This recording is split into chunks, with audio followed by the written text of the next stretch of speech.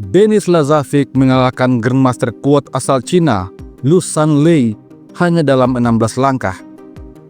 Akurasi Lazavic bahkan mencapai 100%. Bagaimana game itu terjadi? Kita lihat saja langsung. Lazavic memulai dengan D4, dijawab F6, pendekatan hipermodern, mengontrol petak center dengan perwira. Setelah C4, E6, Lu Shanlei mempersiapkan Nimzo Indian Defense. Lazavic mengembangkan kuda C3, mengizinkan gajah ke petak B4, sehingga Nimzo Indian Defense terjadi. Denis Lazavic mendorong A3. Ini adalah varian Sejmich. Dibalas gajah makan kuda, setelah itu pion makan gajah. Permainan berlanjut dengan C5, bermaksud untuk menciptakan pion susun di lajur C. Tentu saja, Denis Lazavic tidak gegabah untuk makan pion. Dia mendorong F3. Dengan langkah ini, pion E4 akan dimainkan, sehingga kuda tidak bisa menyerang pion. Selanjutnya, kuda ke petak C6, lalu E4. Di posisi ini, Lu Shanlei membuat kesalahan pertama. Dia rokade untuk mengamankan rajanya. Lazavic langsung menyerang kuda. Ini membuat kuda harus mundur. Setelah itu, F4. Lazavic bersiap mengeluarkan seluruh perwira-perwiranya. Selanjutnya, F6, tantangan pada pion center, namun diabaikan. Kuda F3. Setelah itu, Lu Shanlei kembali membuat kesalahan. Dia memakan pion. Tentu saja, Lazavic mengambil pion. Dengan langkah ini, pion mencengkram petak D6 dan juga F6, petak yang sangat penting untuk penyimbangan perwira hitam. Oleh karena itu, Lu Shanlei mengganggu pion dengan D6. Namun, gajah D3 memberikan tekanan pada pion H7. Setelah pion makan pion, pion makan pion.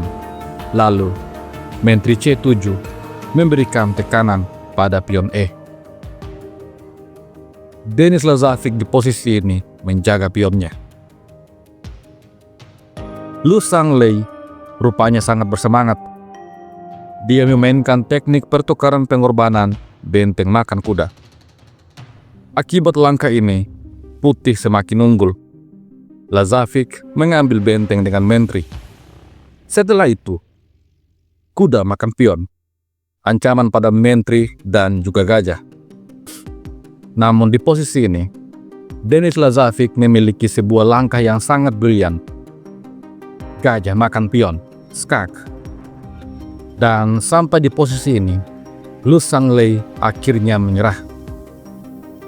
Apabila game ini dilanjutkan dengan raja makan gajah, maka menteri H5, skak dan juga mengancam kuda. Raja harus mundur ke petak G8. Setelah itu, menteri makan kuda, kembali skak. Setelah raja ke petak H7, menteri H5, skak dan juga menekan kuda. Setelah raja mundur ke petak G8, putih akan rokade. Langkah terbaik bagi hitam adalah menarik mundur kuda ke petak F7, namun gajah F4. Sampai di posisi ini terlihat jelas bahwa bagaimana putih begitu unggul kualitas. Dia juga unggul secara posisional.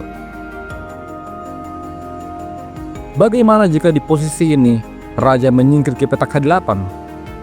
Maka menteri akan ke petak H3, memberikan shadowing pada raja.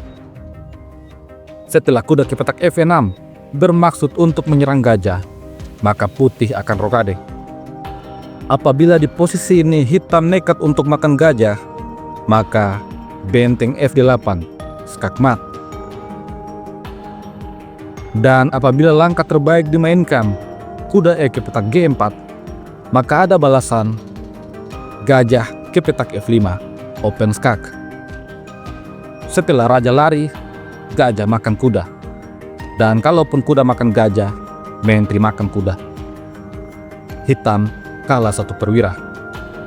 Bagaimana jika di posisi ini raja tidak lari, melainkan kuda H6 menutup skak?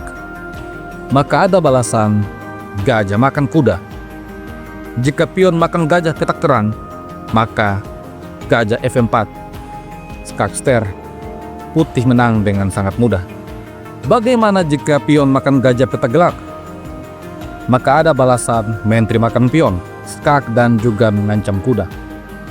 Apabila kuda mundur untuk menutup skak, maka gajah ke petak C2, ancaman skakmat pada dua tempat berbeda. Hitam mungkin bisa mencoba memainkan menteri E7, menjaga kedua petak skakmat, akan tetapi benteng F8.